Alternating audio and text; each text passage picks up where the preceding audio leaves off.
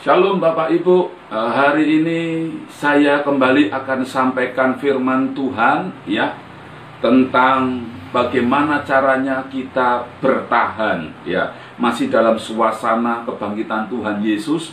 Kalau minggu lalu kita belajar bersama-sama, kehadiran Tuhan Yesus memberikan kita sukacita, damai sejahtera daripada Allah. Loh, kenapa kita perlu damai sejahtera sukacita dari Tuhan? Karena ya damai sejahtera sukacitanya Tuhan itu beda dengan damai sejahtera dari dunia yang ditawarkan ini Bapak Ibu. Kita perlu ada damai sejahtera sukacita daripada Allah supaya kita bisa memahami segala sesuatu kondisi yang terjadi hari-hari ini dengan perspektif, dengan cara pandang kita seperti Allah memandang setiap keadaan yang terjadi Bapak Ibu. Nah, hari ini saya sampaikan firman Tuhan. Mari kita bisa bertahan dengan kondisi-kondisi yang di luar pemikiran kita, di luar prediksi kita, saudara, di luar perkiraan kita. Ialah kita tetap bertahan dan kehendak Tuhan yang terjadi atas setiap persoalan masalah yang kita hadapi. Teksnya saya ambil dalam Injil Yohanes 20 ayat 19 yang kita sudah baca ya. Kita akan baca kembali. Ketika hari sudah malam pada hari pertama minggu itu, berkumpullah murid-murid Yesus di suatu tempat dengan pintu-pintu terkunci, karena mereka takut kepada orang-orang Yahudi. Pada waktu itu datanglah Yesus dan berdiri di tengah-tengah mereka dan berkata, "Damai sejahtera bagi kamu." Ketakutan yang dialami oleh para murid Tuhan Yesus ini pun juga di luar ekspektasi mereka, di luar dari pemikiran mereka sebagai resiko saya ikut menjadi muridnya Tuhan Yesus. Mereka nggak pernah punya bayangan seperti ini Bapak Ibu ya. Mereka tidak pernah paham apa yang terjadi dalam kondisi di mana mereka ikut sebagai murid-murid Tuhan Yesus Kristus. Tapi sebenarnya Tuhan Yesus secara tidak langsung sudah menjelaskan kepada para muridnya, barang siapa mau ikut aku, dia harus pikul salib. Ini artinya apa? Sebuah perjalanan yang penuh dengan penderitaan. Ya, penderitaan yang bukan karena dicari-cari, tapi sebagai resiko mempertahankan iman percaya kita kepada Tuhan Yesus. Kalau para muridnya bisa memahami setiap perkataan Tuhan Yesus, mereka mengerti dengan keadaannya sekarang ini Bapak Ibu ya. Mereka dalam ketakutan setelah Tuhan Yesus mati di kayu salib. Nah, hari ini kita belajar dalam masa ketakutan, dalam masa yang dimana mereka tidak pernah rencanakan itu, mereka akhirnya tetap bisa bertahan dan berjumpa dengan sang sumber sukacita, sang sumber damai sejahtera yang memberikan mereka kekuatan untuk bisa bertahan. Itu bagaimana caranya ya. Nah, kita mau belajar. Mari kita akan lihat ya, teksnya tadi kita akan lihat ada dua hal yang bisa kita lihat di sini. Ketika hari sudah malam pada hari pertama minggu itu, berkumpullah murid-murid Yesus di suatu tempat dengan pintu-pintu terkunci. Saya memahami arti kata berkumpullah murid-murid Yesus di suatu tempat dengan pintu-pintu terkunci ini, yaitu dengan pengertian bahwa murid-murid Tuhan Yesus ini, mereka mengambil sebuah keputusan untuk tetap stay, untuk tetap tinggal di dalam kebenaran firman Allah. Artinya apa? Mereka tetap di dalam persekutuan dengan Allah dan persekutuan dengan para murid-murid Tuhan Yesus yang lain. Karena kita tahu Bapak Ibu, di dalam ketika kita menghadapi masalah, menyelesaikan sendirian dengan menyelesaikan dengan beberapa orang itu tetap beda hasilnya. Nah, ternyata mereka menghadapi kondisi yang jauh dari perkiraan mereka. Mereka mengambil posisi untuk tetap bersekutu dengan jemaat, dengan para murid Tuhan yang lain. Dan terlebih mereka tetap bersekutu dengan Allah. Jadi yang pertama Bapak Ibu, apa yang perlu kita lakukan ketika kita menghadapi kondisi, ya situasi yang benar-benar ini kok seakan-akan kok tidak pergi-pergi dari kehidupan saya. Kok masalah ini ada saja dalam hidup saya? Kenapa kok saya dibawa dalam kondisi yang tidak menguntungkan ini? Bagaimana saya tetap bisa memiliki iman yang percaya kepada Tuhan? Mari kita belajar. Yang pertama dari para murid ini yang mereka lakukan adalah tetap berkumpul dengan para murid-murid yang lain dan mengunci pintu-pintu rumah mereka. Artinya apa? Mari tetaplah kita stay di dalam hadirat Tuhan, tetaplah kita tinggal dalam persekutuan kita dengan Allah, persekutuan kita dengan sesama murid-murid Tuhan Yesus, sesama dengan jemaat satu dengan yang lain. Tetaplah dalam kondisi apapun, miliki komunitas-komunitas anak-anak Tuhan yang punya iman, Bapak Ibu. Karena ini yang membuat kita dapat bertahan. Karena kita tahu dalam komunitas, dalam persekutuan orang-orang percaya, kita tetap setia di dalam ibadah-ibadah kita yang mungkin saat ini kita tidak bisa ibadah di gereja dengan ibadah di rumah masing-masing, tapi setidaknya kita dalam persekutuan seperti ini kita bisa sharing, kita bisa curhat, kita bisa bersaksi. Di dalam persekutuan itu kita mendapatkan kekuatan-kekuatan yang baru. Di dalam persekutuan itu kita mendapatkan apa? Pengajaran-pengajaran yang baru. Dan terlebih kita menerima apa? Doa-doa berkat supaya kita kuat, Bapak Ibu. Amin. Jadi perlu sekali ketika kita menghadapi keadaan-keadaan yang begitu berat, ya, yang jauh daripada rencana kita, yang jauh daripada planning kita, jangan pernah undur dari persekutuan dengan Tuhan. Jangan pernah undur kita bersekutu dengan sesama kita, anak-anak Tuhan atau jemaat Tuhan, Bapak Ibu. Ini kita penting sekali dalam kondisi-kondisi seperti ini. Tetaplah hati kita, tetaplah posisi kita menjaga hubungan kita dengan Tuhan dan menjaga hubungan dengan sesama kita. Ini kekuatan kita selama kita tinggal dalam dunia ini yang tidak akan pernah selesai masalah demi masalah. Masalah corona saat ini benar sedang ditangani, tapi muncul masalah-masalah baru, Bapak Ibu. Yang sehat dirumahkan, mereka yang di penjara dikeluarkan. Ini menjadi masalah baru tentunya.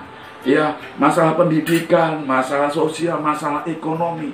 Inilah kehidupan dunia ini. Oleh sebab itu bagaimana caranya kita bisa bertahan?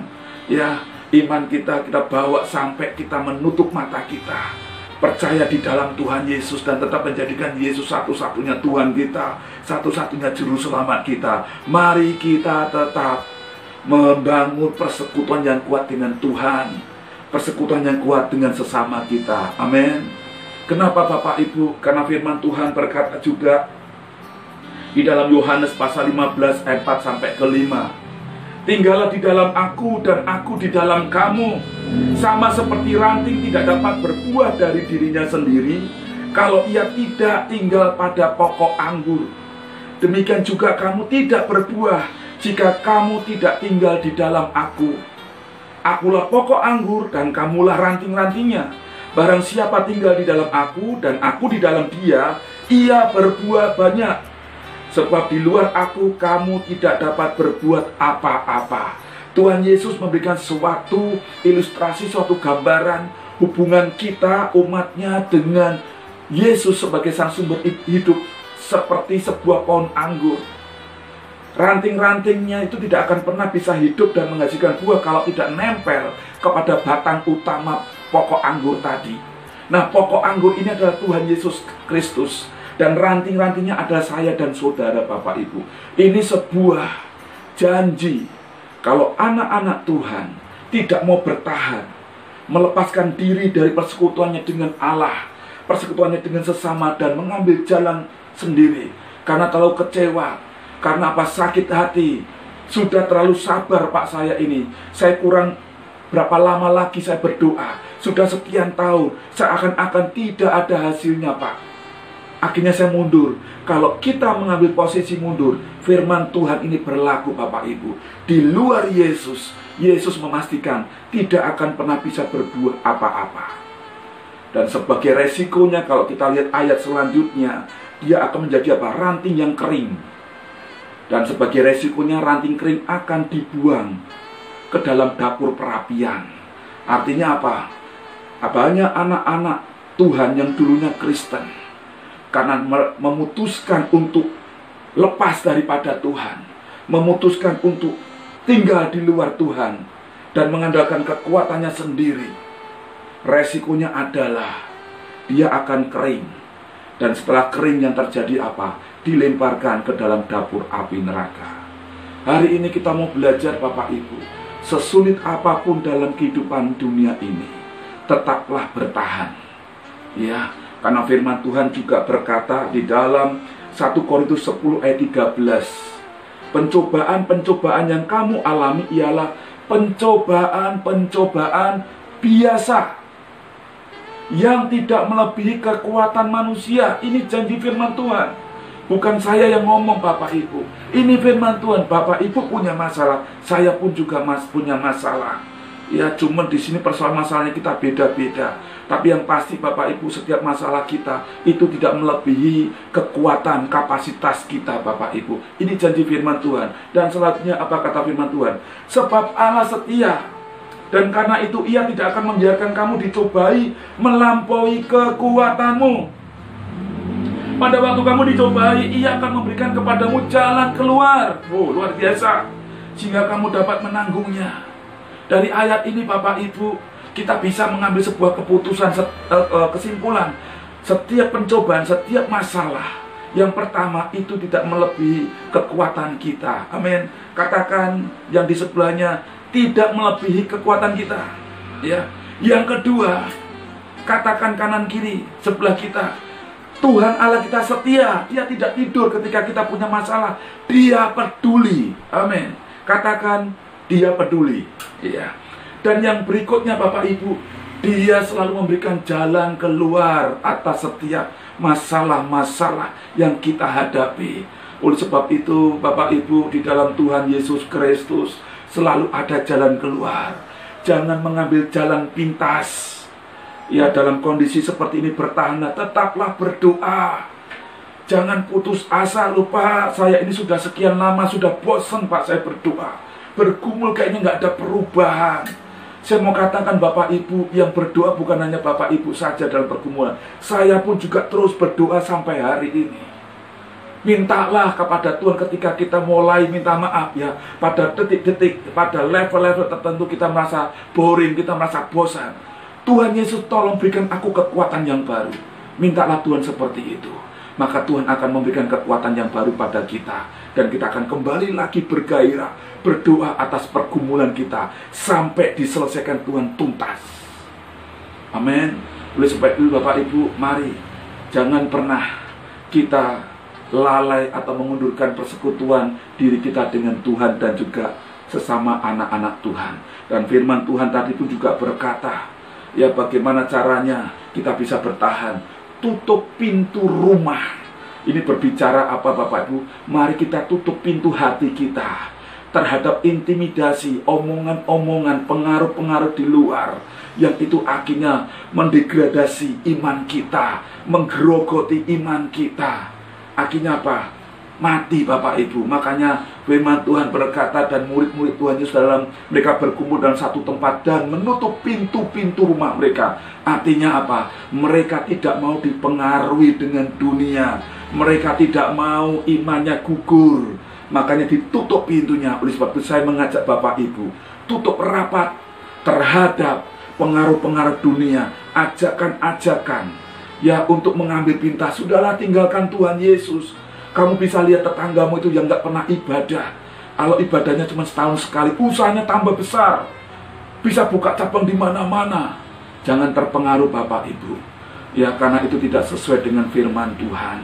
Jangan pernah kita iri dengan cara-cara dunia. Tetaplah Bapak Ibu, tutup hati kita terhadap tawaran-tawaran seperti itu, yang terlebih memutuskan hubungan kita kepada Sang Sumber Hidup. Pertanyaan buat saya, kalau seandainya benar Bapak Ibu dibuat berhasil dengan cara meninggalkan Tuhan, saya mau tanya, untuk apa harta yang Bapak Ibu miliki? Kalau seandainya Bapak langsung sukses, Ibu langsung sukses, kaya raya, tapi malam itu Tuhan panggil Anda, kesuksesan Anda tidak akan pernah bisa dibawa apa-apa. Saudara akan meninggalkan semuanya itu sia-sia. Lebih baik, mari kita boleh berjuang menerima keberhasilan bersama dengan Tuhan. Ketika Tuhan memberikan kita keberhasilan dengan waktu yang tempo cepat, oh puji Tuhan, alhamdulillah, mati masuk surga. Amin. Kalau seandainya kita mau cari jalan pintas Bapak Ibu, mengikuti suara orang-orang di luar sana, benar sukses langsung, tetapi tanpa Tuhan Yesus tidak akan pernah bisa menyelamatkan itu semua. Makanya firman Tuhan berkata apa? Untuk apa manusia bisa menerima, memiliki semua yang ada di dalam dunia ini, tetapi nyawanya tidak diselamatkan. Untuk apa kita bisa meraih semua keberhasilan dalam dunia ini tanpa Kristus? Karena semuanya itu akan ditinggalkan. Oleh sebab itu, mari kita tetap bertahan dengan caranya Tuhan. Tetaplah kita berdoa. Kalau sampai hari ini pergumulan kita belum tuntas, datang kepada Tuhan sekali lagi. Tuhan Yesus, tolong aku, berikan aku kekuatan supaya aku masih bisa bertahan menunggu sampai kairosnya Tuhan. Yang kedua, Bapak Ibu, bagaimana caranya kita bisa bertahan? Sabarlah menunggu waktunya Tuhan atau kairosnya Tuhan. Apa itu Pak kairosnya Tuhan? Ya waktunya Tuhan. Waktunya Tuhan bukan waktunya kita.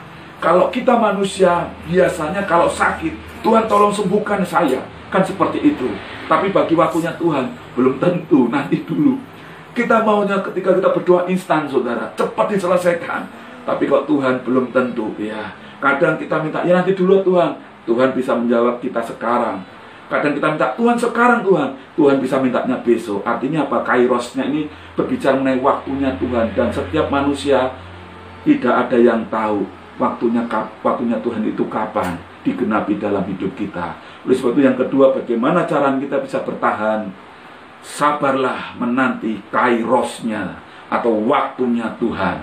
Yang perlu kita catat di sini, waktunya Tuhan tidak terlalu cepat. Waktunya Tuhan tidak terlalu terlambat. Tapi waktunya Tuhan on time, tepat pada waktunya. Kita lihat ayatnya Bapak Ibu. Ayat 19, pada waktu itu datanglah Yesus dan berdiri di tengah-tengah mereka dan berkata, damai sejahtera bagi kalian semua atau kamu semua. Saya percaya waktu-waktu seperti itulah, momen-momen seperti dinanti-nantikan oleh setiap kita yang dalam pergumulan berat. Memang tidak mudah Bapak Ibu menunggu saatnya kairosnya Tuhan. Apalagi manusia ini kecenderungannya, minta maaf ya, sudah terkontaminasi dengan dunia yang serba instan, yang serba cepat. Itu mempengaruhi, mengkontaminasi cara pikir kita, konsep pikir kita. Ya semuanya harus cepat. Makanya dalam pergumulan iman kita juga maunya cepat. Minta maaf ya. Perjalanan iman di dalam Tuhan Yesus Kristus itu tidak bisa instan. Ada step by step, ada proses demi proses yang harus kita lalui. Ya, oleh sebab itu kita belajar melalui kehadiran Tuhan Yesus Kristus, melalui kebangkitan Tuhan Yesus Kristus, kita mulai didewasakan iman kita. Hari ini kita mau diproses, amin. Sabar menanti waktunya Tuhan. Memang secara manusia sudah nggak tahan Pak, sudah nggak kuat Pak. Kembali lagi, mari kita mau bertahan, karena kalau sudah waktunya Tuhan, oh luar biasa. Seperti di dalam ayat ini, Yohanes 20 ayat 20. Dan sesudah berkata demikian, Yesus menunjukkan tangannya dan lambungnya kepada muridnya, dan bersukacitalah ketika mereka melihat Tuhan. Wow, luar biasa, amazing saudara. Selama 3 hari mereka hidup dalam ketakutan, selama 3 hari mereka hidup dalam pergumulan yang luar biasa Bapak Ibu, ketakutan yang amat sangat. Pintu rumah sampai dikunci semua. Tapi ketika kairosnya Tuhan datang saudara, tiba, seketika ketakutan 3 hari lenyap. Pergumulan apapun, seberat apapun Bapak Ibu, kalau sudah tepat kairosnya Tuhan, wow, luar biasa. Bapak Ibu akan bersukacita. Wah, terima kasih Tuhan. Bahkan Bapak Ibu bisa terharu kalau pertolongan Tuhan itu digenapi dalam hidup kita. Inilah yang menjadikan kekuatan kami melayani Bapak Ibu semuanya. Bertahan meskipun kami harus tersiap-siap secara jasmani, secara materi Bapak Ibu. Tapi kadang-kadang kami dilihatkan, kami mengalami kairosnya Tuhan yang sehingga membuat kami menangis Bapak Ibu. Yang membuat kami sampai bertahan melayani Tuhan sampai hari ini. Menjadi seorang hamba Tuhan tidak mudah, berat sekali. Kita sudah melakukan benar, tetap aja ada yang memfitnah, tetap ada yang berpikiran buruk terhadap para hamba Tuhan. Tetapi ya inilah resiko kami melayani Bapak Ibu. Yang ingin saya sampaikan adalah, Bapak Ibu punya masalah, saya pun juga masalah sebagai hamba Tuhan. Mari kita bersama-sama bergandengan tangan untuk bisa bertahan sampai Tuhan panggil kita. Amin. Karena apa Bapak Ibu, di dalam kehidupan dunia ini semuanya misteri. Hanya kita bisa pahami dalam perspektif kita kepada Allah. dalam pandangan kita kepada Allah, dengan hikmat Allah saja. Oleh sebab itu, orang-orang yang berhasil dalam dunia ini bukanlah mereka orang-orang yang pintar, bukan orang-orang yang mereka cerdas, tapi orang-orang yang memiliki hati bertahan kepada saat kairosnya Tuhan. Hari ini mari kita belajar, apapun persoalan kita, apapun masalah kita, apapun kondisi pribadi kita yang sampai hari ini Bapak Ibu belum seakan-akan menunjukkan suatu tanda sinyal perubahan, tetaplah bersabar menanti kairosnya Tuhan. Amin. Mungkin Bapak Ibu bergumul mengenai masalah usaha. Kenapa Tuhan sudah dari tahun ke tahun kok belum mengalami suatu pertumbuhan, belum mengalami aplikasi, ya, pertambahan cabang dan sebagainya. Mari lebih baik kita tidak menguatkan kata-kata mengapa Tuhan, tapi lebih banyak kita lipat tangan dan kita tetap bersekutu kepada Tuhan, bersekutu dengan sesama kita. Jangan menjauhkan diri dari persekutuan dengan Tuhan dan juga sesama anak-anak Tuhan, ya, supaya kita semuanya sambil dikuatkan sampai kepada kairosnya Tuhan. Haleluya. Ialah kiranya melalui kebenaran firman Tuhan ini kita semuanya tetap semangat di dalam pergumulan, tetap bertahan sampai Tuhan boleh memulihkan keadaan kita semuanya. Amin. Tuhan Yesus memberkati kita semuanya.